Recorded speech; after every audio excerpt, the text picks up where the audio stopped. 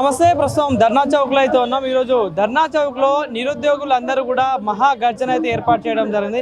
కాంగ్రెస్ ప్రభుత్వం job calendar ఇచ్చింది, కానీ మాకు ఉద్యోగాలు ఎక్కడ ఇవ్వలేదంటూ కూడా వాళ్ళు ప్రధానంగా డిమాండ్ చేస్తున్నారు. అదేవిధంగా దీంతో పాటు తెలంగాణ రాష్ట్రంలో ఇంకా అనేక సమస్యలు ఉన్నాయి నిరుద్యోగులకు సంబంధించి. పొద్దు పాటు మాట్లాడడానికి డిప్యూటీ సర్వేర్ సంబంధించిన బాధితులు కూడా చాలా నిరుద్యోగులు ఉన్నారు. వాళ్ళతో మాట్లాడదామని వాళ్ళ సమస్య ఏందని కూడా అన్న, మరి ఏంటి మీరు చాలా రోజులుగా మీరు కూడా పోరాడుతూ ఉన్నారు, మరి మీ మీద ప్రభుత్వం ఎందుకు ఎలాంటి స్పందన ఇస్తలేదు అంటూ?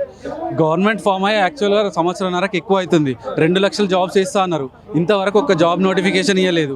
కాకపోతే వీళ్ళు ఏం చెప్తున్నారు, నాయకులు మేము 60,000 ఇచ్చినాం, 70,000 ఇచ్చినాం, 90,000 ఇచ్చినాం అంటారు. అసలు ఫస్ట్ వాళ్ళకే క్లారిటీ లేదు ఎన్ని ఇచ్చారు. ఒక ఆయననేమో 50,000 అంటాడు, ఒక ఆయన 90,000 అంటారు. నిన్న మీ ఛానల్ లైవ్ జరిగింది కదా, చూసిరు కదా ఎట్లా మాట్లాడుతారు. ఒక సగటు విద్యార్థిని కాదు, నార్మల్ ఉన్న ఆయనకైనా రోజు పేపర్ చూసి న్యూస్ చూసిన వాళ్ళకు తెలంగాణలో ఏం జరుగుతుందో అర్థమవుతుంది. కానీ వీళ్ళ నాయకులకు మాత్రం అర్థమవుతలేదు. వాళ్ళు ఏం మాట్లాడుతారో వాళ్ళకి తెలుస్తలేదు, చెప్పేటోళ్ళు విన్నోళ్ళకి కూడా వాళ్ళకి అర్థమవుతుంది వాళ్ళ మాటలు. వాళ్ళు తప్పు మాట్లాడుతుర్రా లేకపోతే మనం కరెక్ట్ ఇంటలేమో అర్థమవుతలేదు. ఇప్పటికీ సంవత్సరంన్నర నుంచి మాకు ఇంజనీరింగ్ నోటిఫికేషన్స్ రావాలి, 2 టైమ్స్ రావాలి. లాస్ట్ ఇయర్ రావాలి, ఇప్పుడు రావాలి 24, 25 2 సంవత్సరాల నుంచి ఒక్క నోటిఫికేషన్ రాలేదు జాబ్ క్యాలెండర్లా.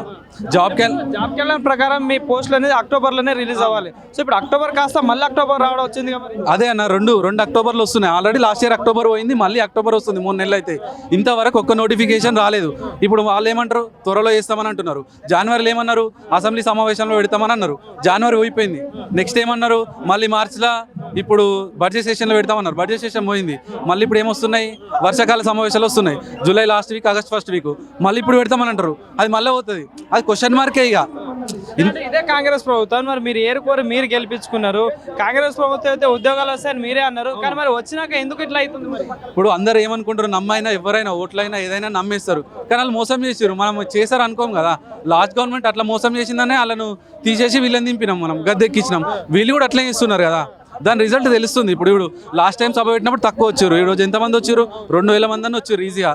వాళ్ళందరూ ఏం చదువుకునే వాళ్ళే కదా.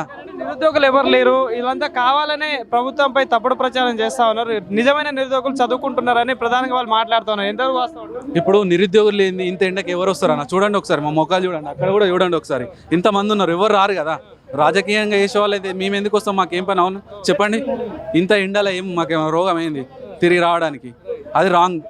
ముఖ్యమంత్రి గారు స్వయానా చెప్తా ఉన్నారు, 60,000 ఉద్యోగాలు పూర్తి చేసినాం, ప్రైవేట్ రంగంలో 1,00,000 ఉద్యోగాలు పూర్తి చేసాం, మొత్తం 1,60,000 ఉద్యోగాలు చేసినామని ముఖ్యమంత్రి చెప్తా ఉన్నారు. వాస్తవమేనా? అది ఎవరికి ఇచ్చిరో మీకే చెప్పాలి. మరి మీడియా ముఖంగా మీరే చెప్పాలా. ఏడిచ్చిరు, ఓళ్ళకి వచ్చినాయి, ఎవరికి వచ్చినాయి. ఇంకొక నెల రోజులు అయితే ఇంకొక 40,000 ఇచ్చి 2 లక్షలు చేసినామని అంటారు. అయిపోయినాయి. జాబ్ క్యాలెండర్ కూడా కంప్లీట్ అయిపోయింది. ఆల్రెడీ వద్దని ధర్నాలు చేస్తున్నారు, జాబ్లు చేయకండి అని చెప్తారు. మరి జాబ్లు చేయకండి ధర్నాలు చేసి వీళ్ళందరూ ఎందుకు వచ్చారు మరి రోడ్ల మీదకి? దగ్గరలో స్థానిక సంస్థల ఎన్నికలు కూడా రాబోతున్నాయి. మరి ఏంటి, మరి దీని ప్రభావం ఏమన్నా చూపిస్తారా? ఉంటుంది. ఎందుకంటే లాస్ట్ టైం ఎమ్మెల్సీ ఎలక్షన్స్ ఉంది కదా, ఒక్కరు కూడా గెలవలేరు కదా కాంగ్రెస్ తరఫు నుండి. సో ఇప్పుడు కూడా చూస్తారు దాని రిజల్ట్ ఏందన్నది. జనాలు వాళ్ళ వాయిస్ చెప్తున్నారు. వీళ్ళకి గవర్నమెంట్ కొంచెం కూడా ఇది విద్యార్థుల పట్ల, నిరుద్యోగుల పట్ల కన్సర్న్ ఉన్నట్టు లేదు. ఇప్పుడు వాళ్ళే డిమాండ్ ఏం చేస్తున్నారు, మీకు ఎలాంటి న్యాయం కావాలని కోరుకుంటున్నారు? ప్రధానంగా మా డిమాండ్ ఒకటే, వాళ్ళు చెప్పిన జాబ్ క్యాలెండర్ ఇంప్లిమెంట్ చేయాలి విత్ డేట్స్ తోటి. మళ్ళీ జిరాక్స్ పేపర్ పెట్టి జాబ్ క్యాలెండర్ ఇచ్చినామంటే అది ఎవరు ఒప్పుకోరు. మీరు విత్ డేట్స్ తోటి, ఇంకా 6 మంత్సా 2 మంత్సా 3 మంత్స్ అయినా పర్లేదు, విత్ డేట్స్ తోటి ఏ ఎగ్జామ్. ఇప్పుడు మేము సివిల్ ఇంజనీరింగ్ తరఫున వచ్చినాం. ఇప్పుడు గవర్నమెంట్కు భూభారత్ అనేది చాలా ఇంపార్టెంట్ ఉంది, అది మీకు కూడా తెలుసు. లాస్ట్ టైం నుంచి మీరు కూడా చూస్తున్నారు, 6 మంత్స్ నుండి మేము తిరిగేది. సో అది ఇంకా ఇప్పుడు రిటైర్మెంట్స్ అవుతున్నాయి, 3 ఇయర్స్ ఎక్స్టెండ్ అయింది, అది తగ్గుతున్నారు. ఆ 168 మంది కూడా ఉండకపోవచ్చు ఇప్పటికి. స్టిల్ 650 మండలాల దాకా ఉన్నాయి. నియర్లీ మండలానికి 2 ఉండాలి, ఒక్కరు కూడా లేరు. ఈ లెక్కనేసుకున్నా కూడా 1300-1400 పోస్టులు అవసరం అవుతాయి.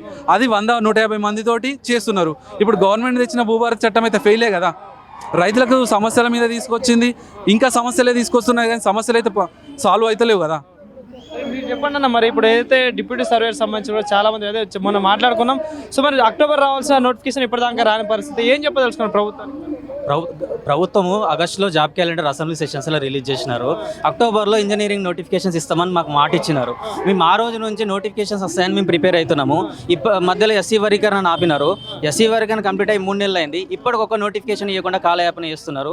గవర్నమెంట్ తక్షణమే మాకు ఇంజనీరింగ్ నోటిఫికేషన్స్, జాబ్ క్యాలెండర్లో ఇస్తామన్న నోటిఫికేషన్స్ తక్షణమే రిలీజ్ చేసి మా నిరుద్యోగులకు న్యాయం చేయాలని మేము కోరుతున్నాము.